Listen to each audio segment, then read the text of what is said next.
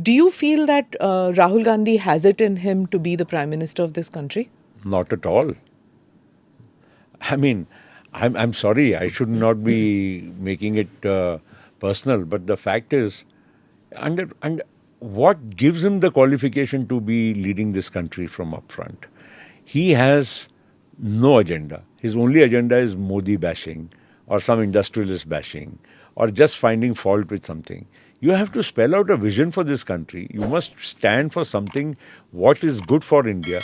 You can't just, come here on the stage and say, I don't like you or I just, disagree with you.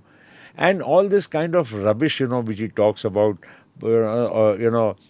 ये census होना चाहिए, equal distribution of wealth होना चाहिए, redistribution, कहाँ से आई ये सब बातें? From where? Are we wanting to go back to some Marxist-Leninist kind of country? This country has disowned the communists by now. This country has moved way forward. Even the socialist agenda, which was originally set out by the Congress, that is also now being thrown to the winds by the people of India. I'm not saying, because this is aspirational India. People want to grow. They want to make their own future. And here you're talking of you build something and I want to take it back and give it to somebody else. What kind of agenda is this?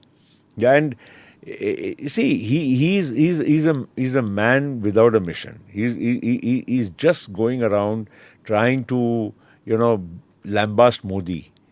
Now everybody can find fault with somebody here and there, but I must also have a remedy for that. No? The remedy is not there. What has he offered to this country? Has he ever made a sensible comment in the last 20 years or so he's been in public life? I haven't seen.